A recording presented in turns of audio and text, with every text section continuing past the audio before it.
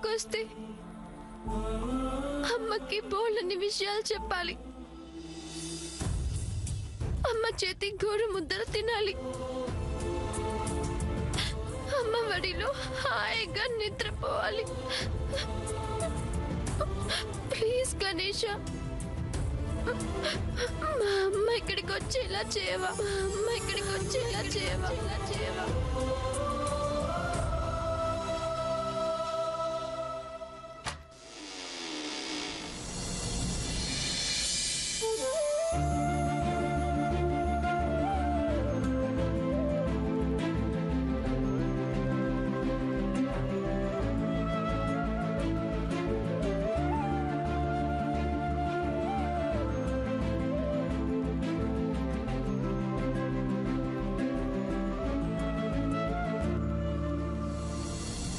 అమ్మా శామ్, అమ్మా శామ్, అమ్మా శామ్, అమ్మా శామ్, అమ్మా శామ్.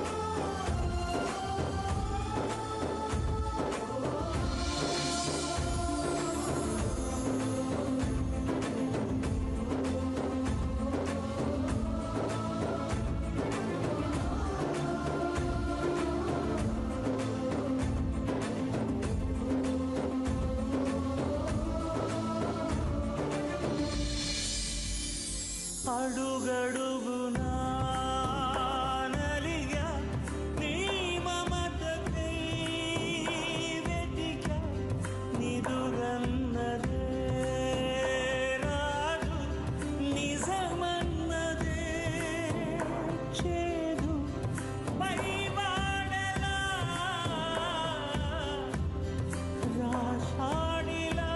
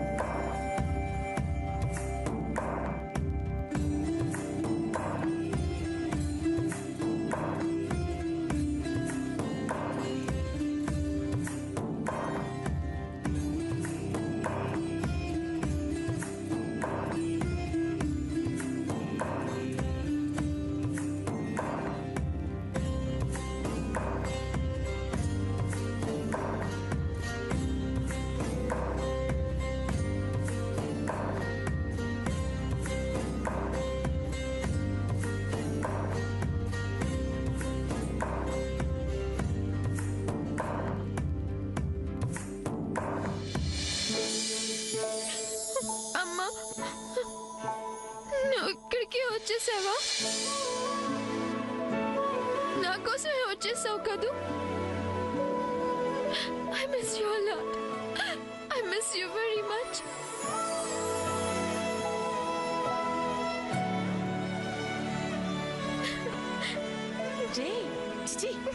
ఏంటిది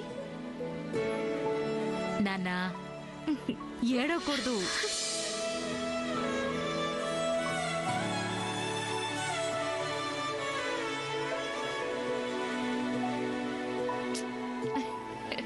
శామ్, ఏంటిది నాన్న?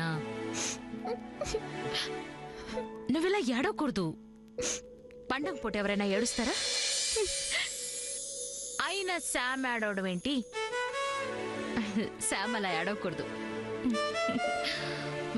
ఇదిగో, నువ్విలా ఏడ్చావనుకో, చిన్నత్త జయంతి అసలే కయ్యాలి. ఏమంటుందో తెలుసా? ఒక్క నిమిషం.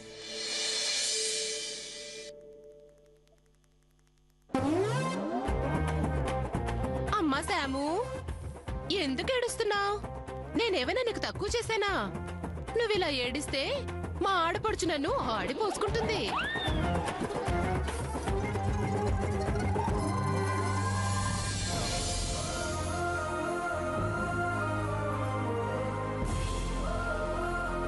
అవును, చిన్నత్త ఇలానే అంటుంది మా. You very funny. అమ్మా అమ్మా, పెద్దత్త ఎలా అంటుంది చెప్పవా ప్లీజ్ ప్లీజ్. నీకు పెద్ద ఎలా అంటుందో తెలీదా? ఒక్క నిమిషం.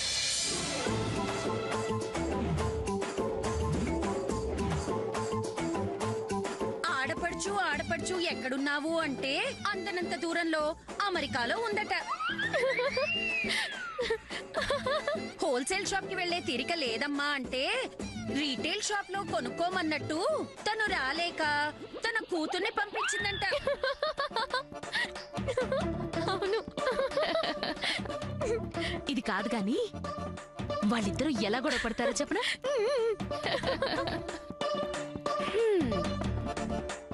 ఏమా శ్యాము, ఎందుకమ్మా ఏడుస్తున్నావు?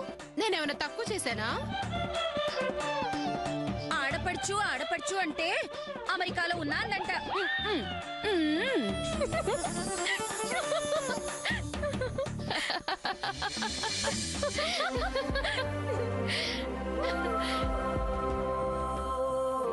అమ్మా నువ్వు కూడా ఇక్కడ అందరితో పాటు ఉంటే ఎంత బాగుంటుందో కదా.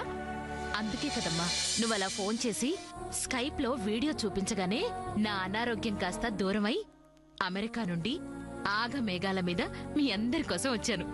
ఉండమ్మా, ఇప్పుడు అందరినీ పిలుస్తాను. అమ్మమ్మ, అత్తయ్య. ఆగమ్మా, అసలే ఉదయం నుంచి అందరూ పండగ డావిడ్లో అలసిపోయి పడుకొని ఉంటారు.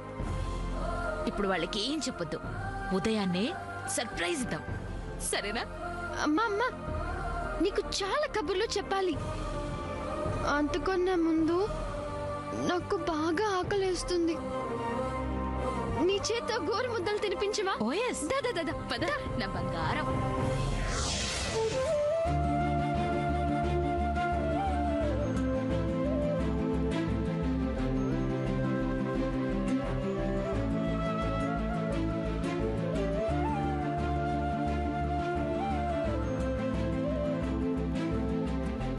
అమ్మా అమ్మా, పద్మావతి ఉంది, నువ్వు ఫోటోలో చూపించావే. అవును,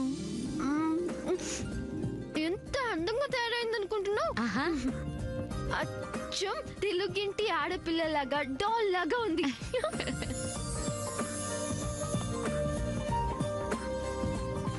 చంద్ర ఉన్నాడే, అదే మా చిన్న బావా, సూపర్ గోల్డ్ డూడ్ లా ఉంటాడు. అసలు విషయం చెప్పడమే మర్చిపోయా. చిన్నత కూతురు లీలావతి, అదే మా చిన్నత కూతురు లిల్లీ గురించి. దాని అసలు పేరేంటో తెలుసా? లీలావతి. అలా పిలిస్తే దానికి అస్సలు పడదు, కోపం వచ్చేస్తుంది. అందరి గురించి చెప్తున్నావు కానీ నీ సూర్యబాబు గురించి చెప్పవే. నాకు తెలుసు నువ్వు అడుగుతావని. ఆ చేతి కాఫీ గురించేగా. నువ్వు నీ సూర్యబావ మాట్లాడుకుంటుంటారా? చెప్పమ్మా, నాకు మీ బావ కబుర్లు చెప్పు. నేను చెప్పను. నేనెందుకు చెప్పాలి? ఆ చేతి కాఫీ గురించి నేనేమి చెప్పను. నన్ను అడగద్దు పో.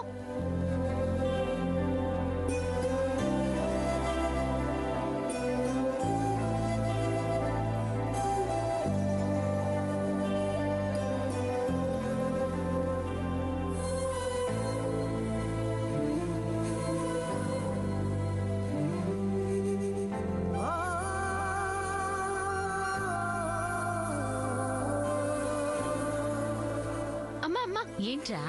ఇప్పుడు నా కడుపు నిండిపోయింది. మనిద్దరం ఆడుకుని చాలా రోజులైంది. ఆడుకుందాం రామ్మ. రా రా రా.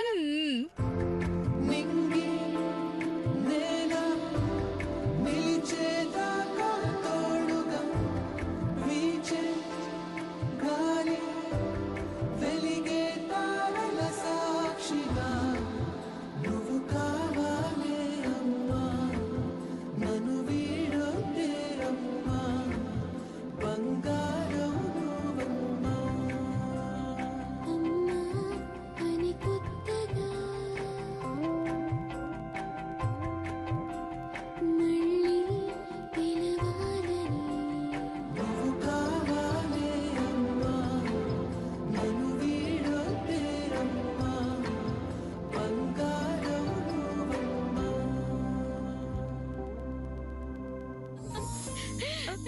అమ్మా అమ్మా ఉమ్, నేను నీ ఒళ్ళో పడుకొని నువ్వు ఒక పాట పాడుతుంటే వింటూ హాయిగా నిద్రపోతాను. రా రా రా రా రా. Come ma'am, come sit. ఉమ్, దా.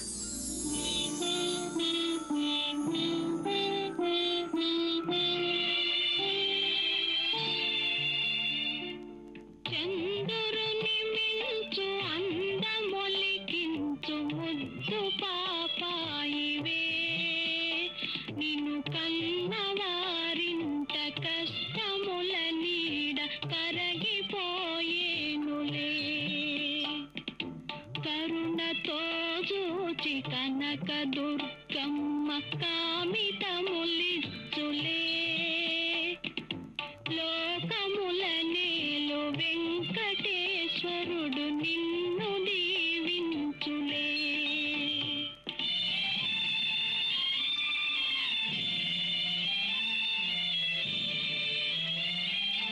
అన్న ఒడిగేటి ఆటలాడి అదుసాటి కథ పాడనా,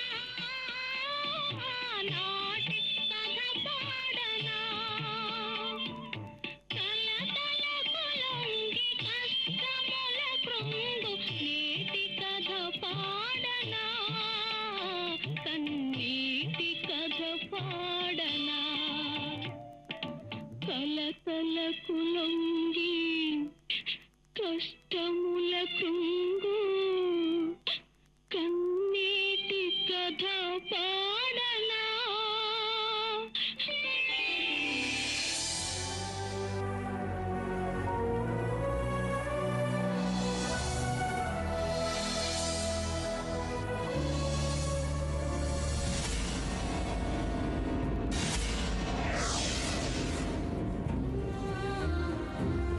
అమ్మా అమ్మా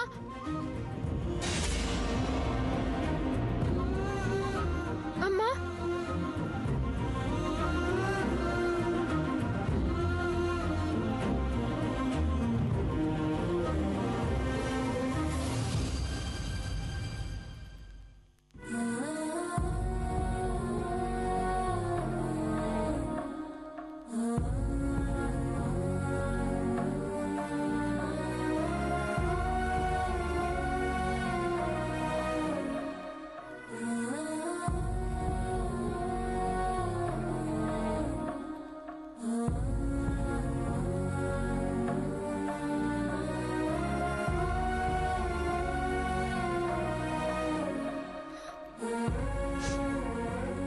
గణపతి, అమ్మ ఇప్పుడు నా కల్లోకి వచ్చినట్టు యాజ్ ఎర్లీ యాజ్ పాసిబుల్ ఇంటికి వచ్చేయాలి. కాదు కాదు కాదు, నేనే వీళ్ళందరినీ తీసుకొని అమెరికాలో అమ్మ దగ్గరికి తీసుకెళ్తాను. Please Ganapati, give me some hope.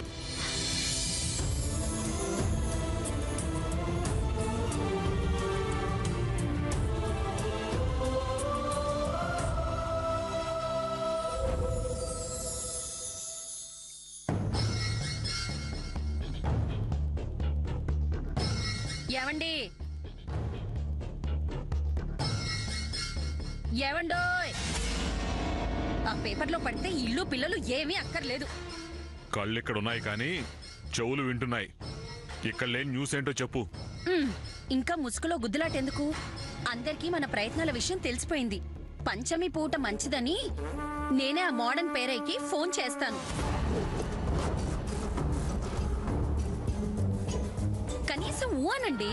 అబ్బా, ఇక్కడ మా ఆ ఊల వల్ల ఏదో పనులు జరిగిపోతున్నట్టు. అనండి. ఉమ్,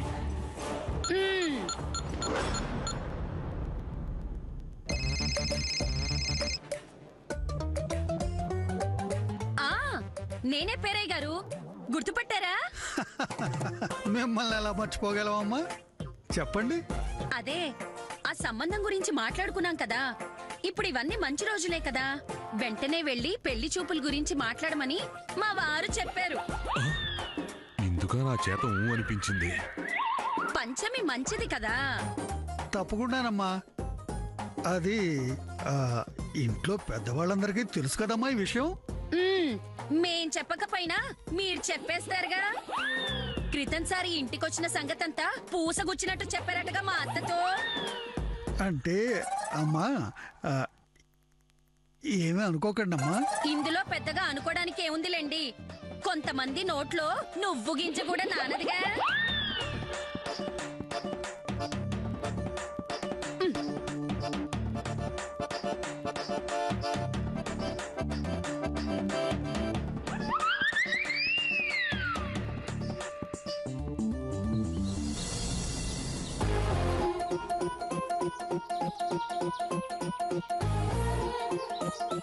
anyways, so many problems face చేసి వినాయక చవితి చాలా సంవత్సరాల తర్వాత ఈ ఇంట్లో జరిగేలా చేశాను. అందరూ చాలా బిజీగా ఉన్నారు. ఇదే కరెక్ట్ టైం. శ్రీనివాస్ కి ఫోన్ చేసి క్లాస్ పిక్కే టైం అయింది. ఇలాగే స్లోగా అతనికి బ్రెయిన్ వాష్ చేసి స్పైన్ నుంచో పెట్టాలి.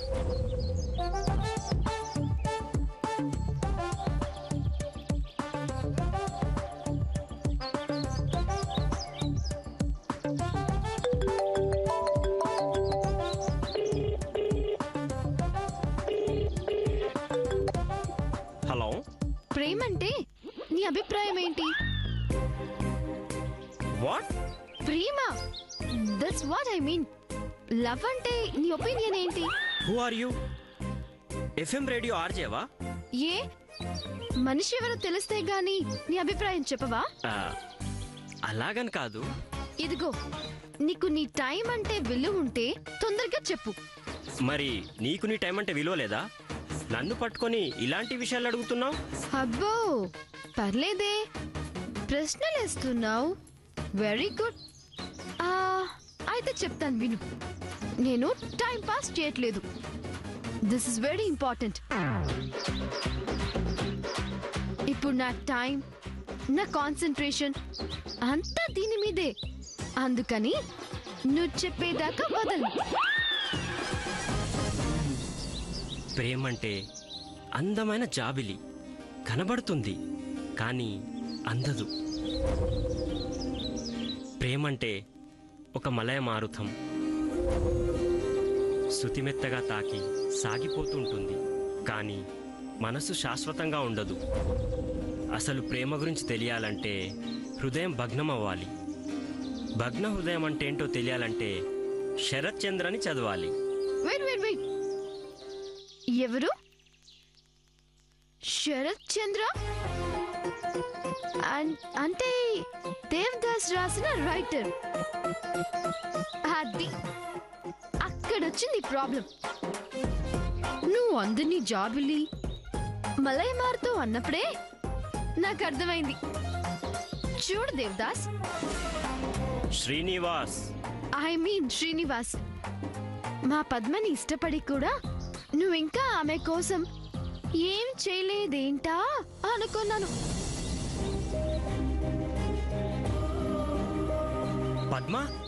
పద్మావతి? హో, గుర్తుందా? నువ్వు పద్మకేమవుతావు? నన్ను అడగడం కాదు, పద్మకి నువ్వేమీ కాకుండా పోయే డేంజర్ నుంచి బయటపడు. మీలాంటి వాళ్ళు అమ్మాయిలకి మనసులో గుడి కట్టి పూజిస్తారు. That's great. కానీ ఆ అమ్మాయికి కూడా ఈ విషయం తెలిస్తే బాగుంటుందేమో. ఒక మాట గుర్తుపెట్టుకో మిస్టర్ దేవదాస్.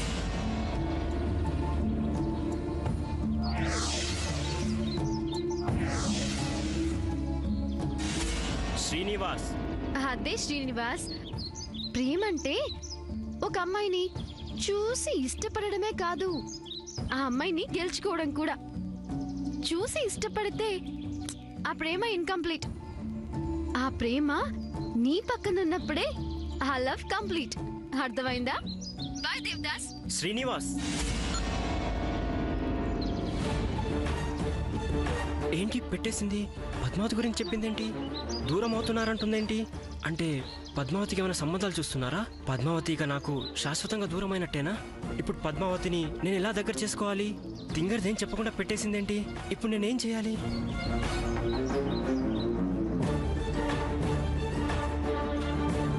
ఇప్పుడు మన తక్షణ కర్తవ్యం చెడిపోయిన వాటిని బాగు చేయడం.